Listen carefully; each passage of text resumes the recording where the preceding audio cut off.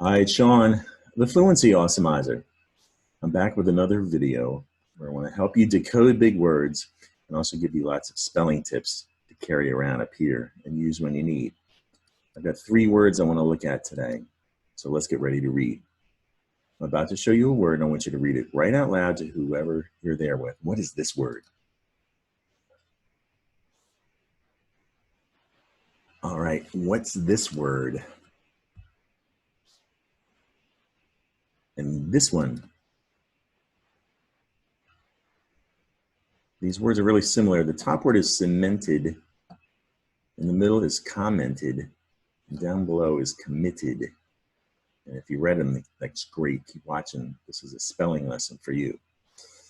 But I want to illustrate the differences between them because it's easy to confuse, especially the top word cemented. There's a tricky, that's a tricky word to read. I'll show you in a moment. But first, I want you to think about the old fable, the tortoise and the hare. All right, like all fables, we learn a moral or a lesson from the tortoise and the hare. And the lesson is slow and steady wins the race. Right? Now, that seems to apply when you're in a race of some sort. So I like to think the life lesson is slow and steady, right? Slow and steady is a good way to approach life. That's why we have speed limits, all right? We want you to, anyone who's got a car and goes out there on the road, we want you to take things slow and steady and be safe. It's also good advice when you're reading big words like cemented. That's advice we learned from the tortoise in that fable. And the tortoise wasn't running a race, but reading a big word as if it was a race. You would take it slow and steady and hopefully read cemented with this word. The hare would come along and be in a rush, in a hurry, wants to get this done and over with, get to the finish line as quickly as possible. And if you read like the hare, that's where you're likely to make some mistakes. So let's compare these 2 runners before we start comparing words. And I want you to be the tortoise. Notice how responsible the tortoise is going to be. All right. The first comparison, I want to look at the word cemented and a word that the hare might read instead if the hare rushes through cemented. Yoink. Commented. All right. Both of these words start with a C. You can see the syllable ment in the middle, and they both end with ed. So they're very similar. Now, the C in the beginning of both words up top is followed by an E. Now, we're going to look at this in a moment, but most all of the time a C is followed by an E. That is a soft C sound. Here's your letter C. Think of a soft C as a cat, so soft. It makes an S sound. But down below, the C is followed by an O. Pretty much all the time a C is followed by an O. That's a hard C, right? Which is a K sound. So think karate, kong, kong, kong, kong, kong, kong. So up top is the syllable C in cemented. That is an open syllable. It's got that long E sound. Down below, it looks like you might say co, but because that M, the double M, that is a guaranteed short O sound, short O. What do you say when you go to the doctor? One of the first things you do is you open up, say ah. So there's a reminder, the short O sound. There's O, ah. So that's the syllable calm down there. Now, let's look at the confusion between these two. How might you confuse cemented with commented? Well, cemented has the C, but it has an E, not the OM of commented. It has the ment and the ed, so it's almost the same word. Now, how can the hare confuse cemented with commented? On your mark, get set, go. It's easy to confuse the C sound. If you don't recall that C has 2 sounds and just go with one, the hard C sound, cemented can turn into commented very easily. That looks like commented if you just think of it as a hard C sound. And that's how you can confuse commented or cemented with commented, all right? It's the C that's tricky. Commented. All right. Now the comparison between commented And a word you might mistake if you're reading quickly like the hare. Committed. Both words start with com and end with the syllable ted. In the middle is where things get interesting. In between the M and T of both words, up top there is an E, down below there's an I. So you can see what looks to be the syllable met up top, down below mit. That is mit because of the double T in committed. Up top, the big difference is that N. There's an N in commented. And I want you to focus on that N because here is a quick look at the confusion between the two. How can you confuse commented, let me get out of the way here, with committed?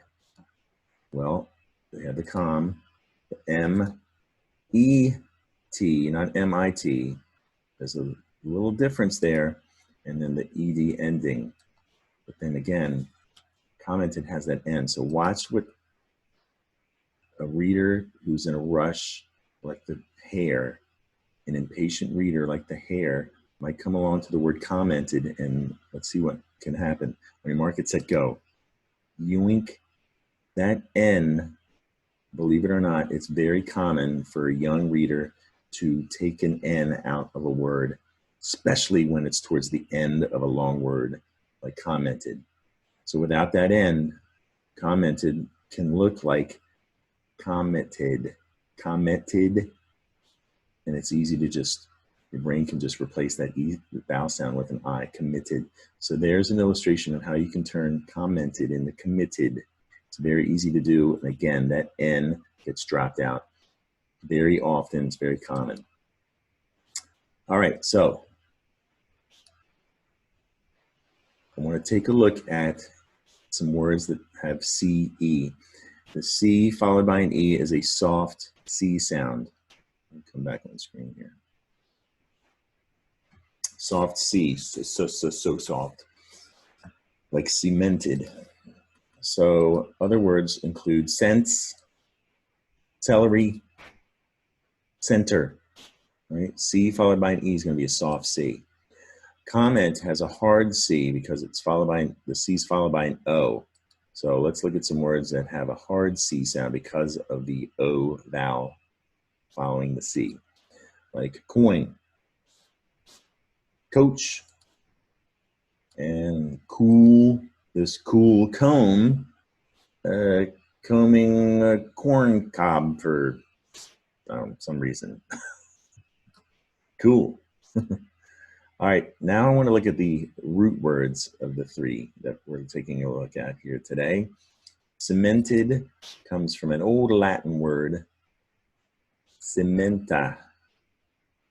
Notice that A-E, that is an old Latin spelling. I can't think of, wait, I can think of one place we use that A-E. See that guy there? That's Julius Caesar. And he was an old emperor in the Roman Empire, and he's the namesake of the Caesar salad, right? And Caesar, let me tell you, if you've ever looked on a menu for Caesar salad, it's really hard to spell Caesar salad. Lots of restaurants spell Caesar wrong because it's A-E, not E-A. Anyway, cementa in Latin is a small quarry stone chips. And quarries are places where historically people have mined rock to get stone to build buildings. Ancient buildings were made of stone, and we have the Lincoln Memorial now as tribute to ancient building methods. All right, so cementa in Latin became the French word ciment,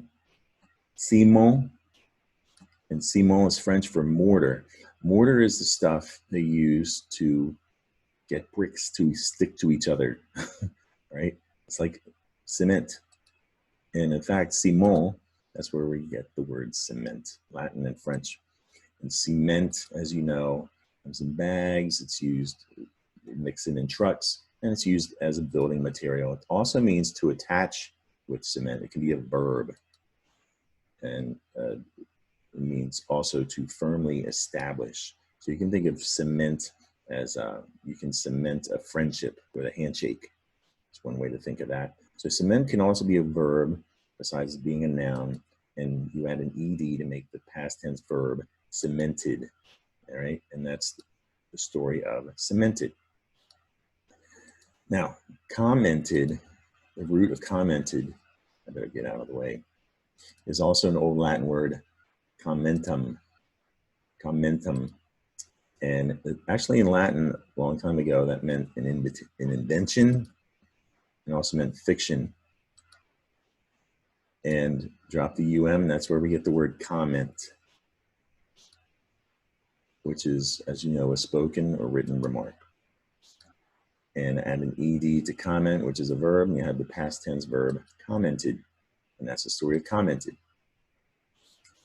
Committed is also an old Latin, it comes from an old Latin word, committere. Committere in Latin means to bring together, to unite, and to connect. You can think of it as like teamwork. Committere, bringing everyone together, working together towards a common goal. Committere is where we get the word commit in English, which means to pledge, to bind together, to devote. And you can think of commit as a pinky promise, right? Maybe you've made a pinky promise before. So commit is a verb. We're going to add an ed to make the word committed, but take a look. That's going to be pronounced committed. All right, so we're going to scooch that ed over and add it, and we're going to double the t. That's how we're going to keep that short I sound in the middle of committed, by doubling the t. And that's the story of committed. All right, I'm going to wrap up here. Take a quick look at the syllables. Cemented, commented, and committed. Those are the syllables. And let's wrap up. I want you to get ready to read a fluency exercise I wrote to practice a lot of these patterns. And I want you to be the tortoise. This is a race. And I want you to read what I'm about to show you from start to finish right out loud, but be the tortoise. Take it slow and steady, all right? On your mark, get set, read.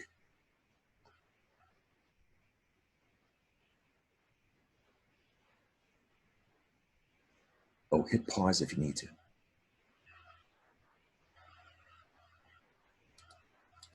All right, that's going to do it for today.